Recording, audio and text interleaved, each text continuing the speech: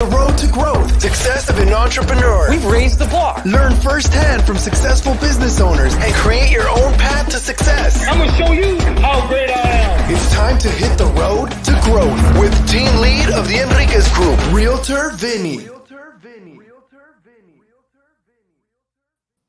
Hi, you Road to Growth listeners. Today, for a second time, but second time is the best. We're not third time, second time. Howie Zales, founder of HJZ Productions. Thank you, Howie, for being here. Hey, Vinny, how are you, man? So sorry. Oh, no, you're perfectly fine. I mean, it's rolling with the punches. It's funny. You know, there's a, so if anyone's listening and you're watching us live, we were going a little bit earlier. You could tell Howie was getting a little hectic, but, you know, he was keeping his composure. And you know what? I don't know if I was in his situation, I would be keeping it as much. I'd probably be like, all right, I got to step out of here. I got to go. But it's, you know what I mean, with the business that you're in, right, of technology and film, I mean, it's everly changing. And if you don't keep up to date to it, I can only imagine how things can go pretty bad on in a quick moment.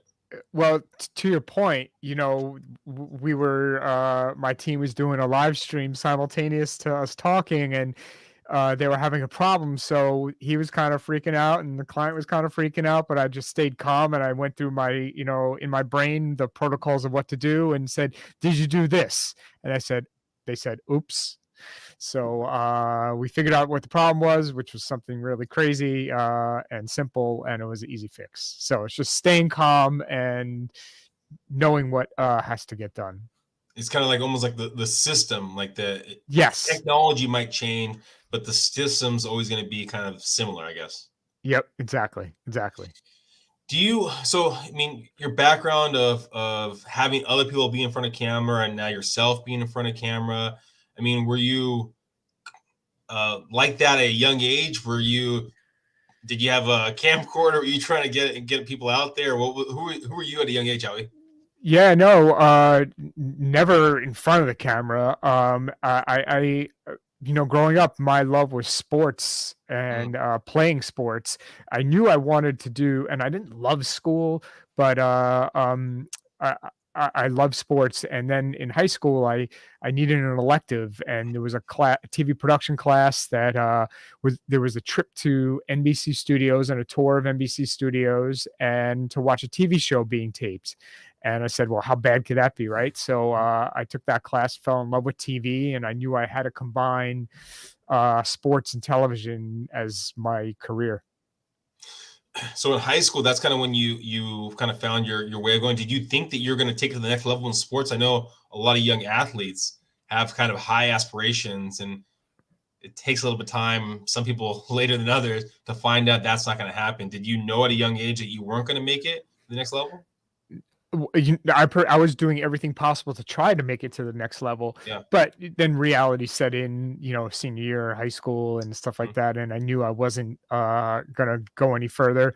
And so I said, if I'm not going to make it to Yankee Stadium playing, I might as well get there on the TV crew somehow. And, you know, fast forward 30 years, I'm standing in Yankee Stadium a few years ago interviewing behind the camera, but Reggie Jackson, just thinking, how cool is that?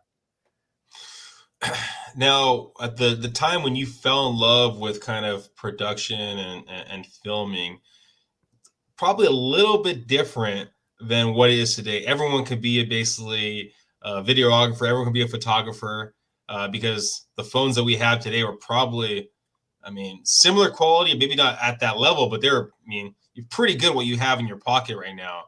So how was that trying to make it into the business back then? Yeah, it was, you know, it's just constant perseverance, right? You know, learning on the job, asking a lot of questions, not taking a no for an answer, and just learning, asking a lot of questions, not being afraid to make a mistake, and failing forward, learning from your mistakes and not making that same mistake twice. What were some of those things that, like, failing forward that you were kind of doing? First of all, when you run cable a certain way, right?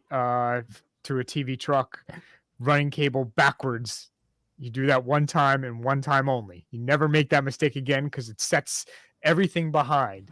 So you're allowed to make that mistake once. And so something like that. And, making mistakes. I was a camera operator.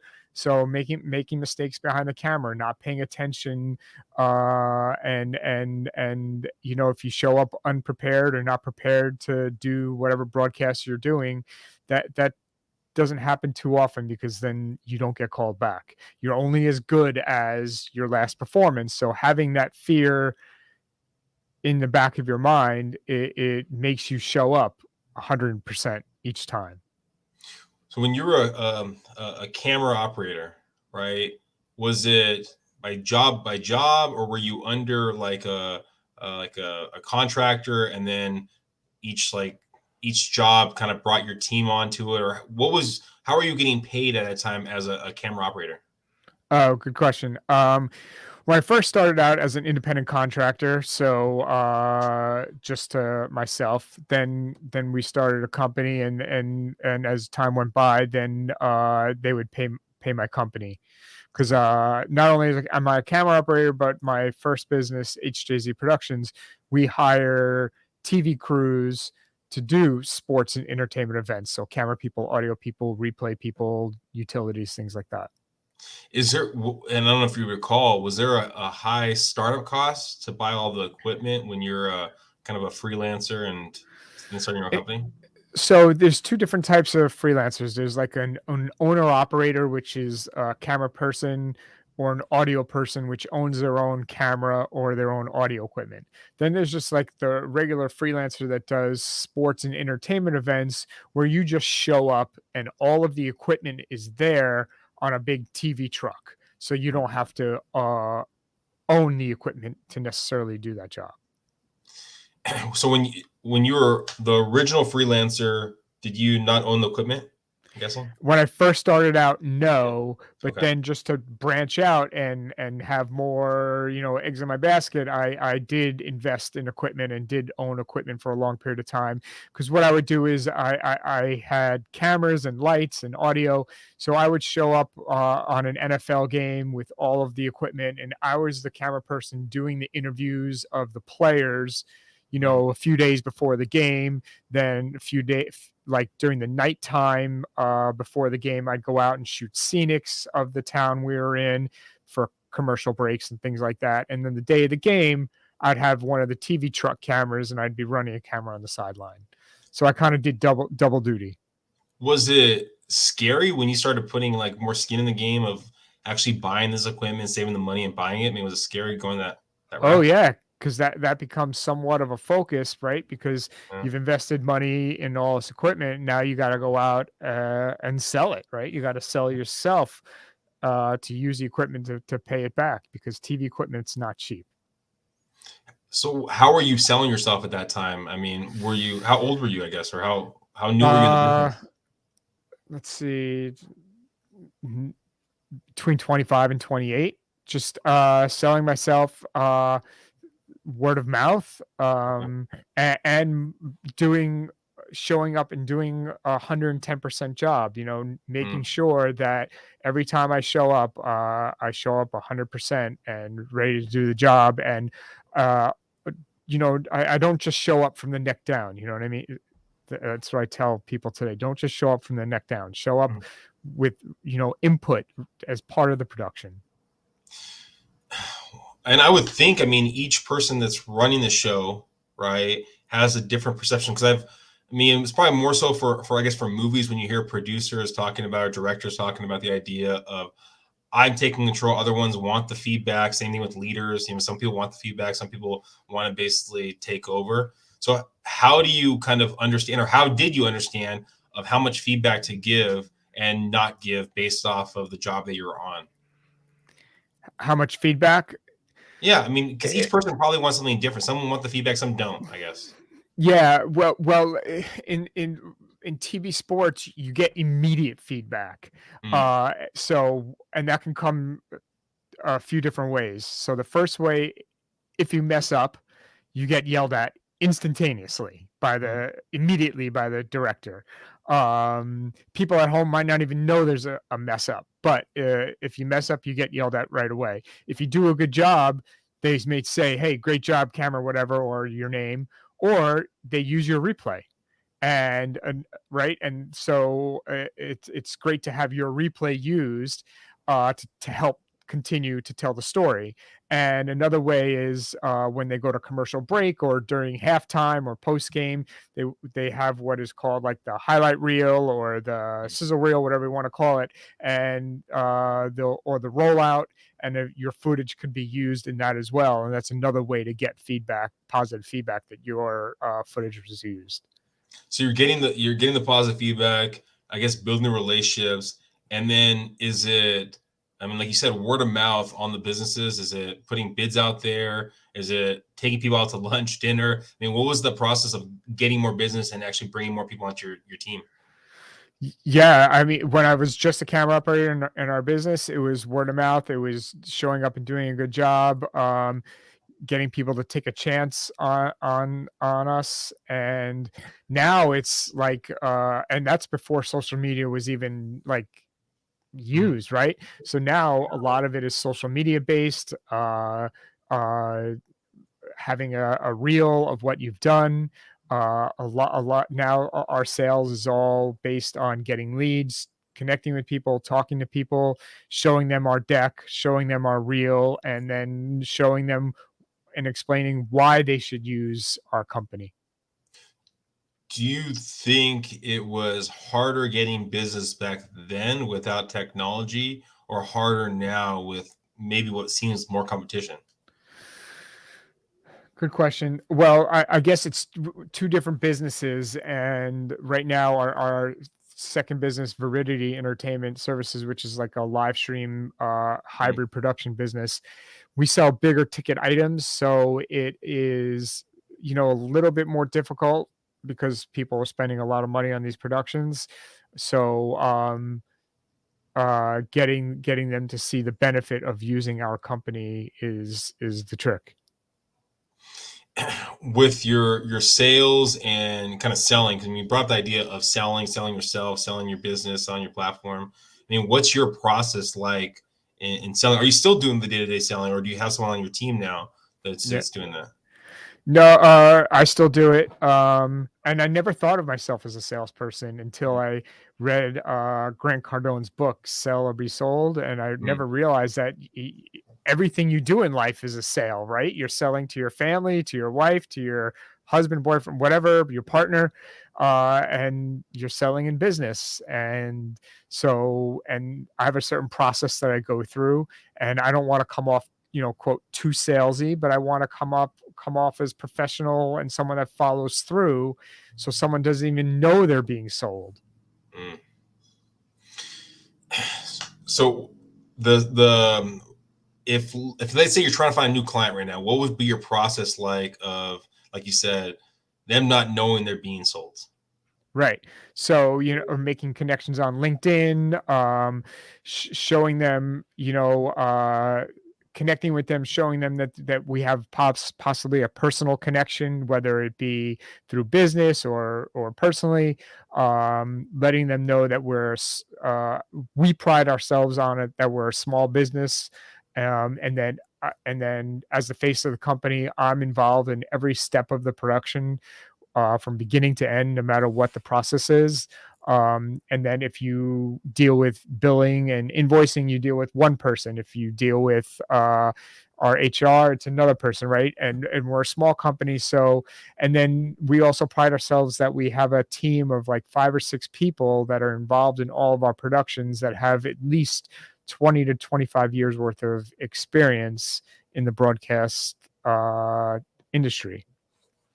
So, and we just try to let the clients know that that's how we do things. And we have a company deck that shows, who our team is. We're proud of our team, and that this is why you should work with us and our team.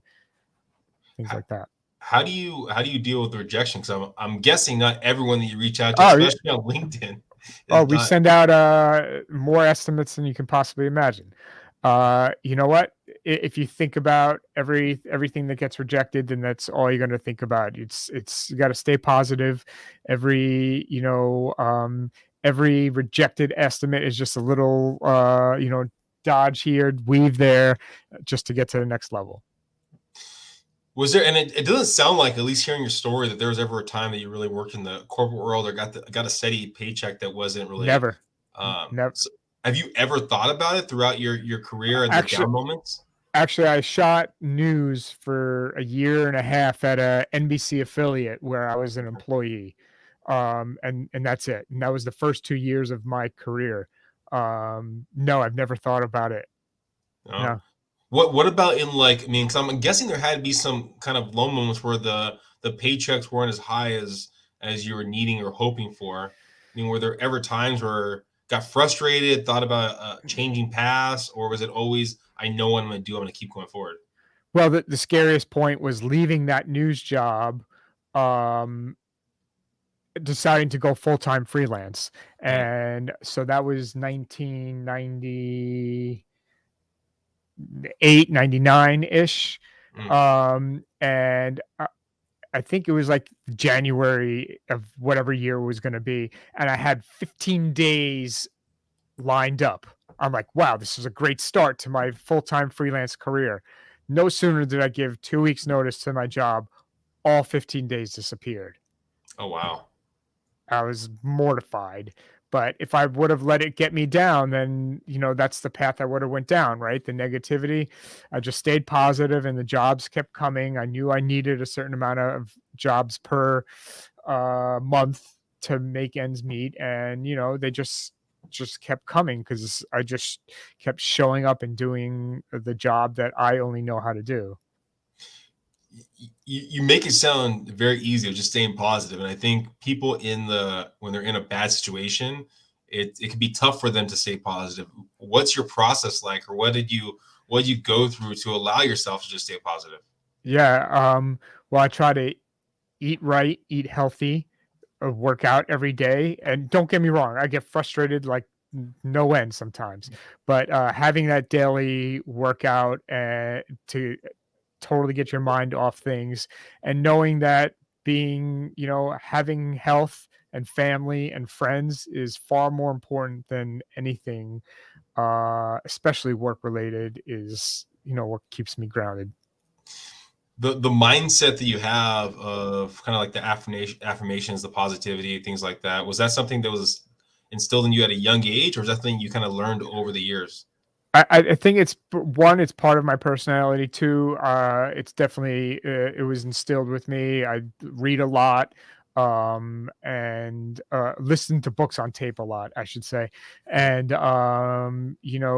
knowing that what you put out to the universe is what you're going to get back, and it's been proved to me time and time again.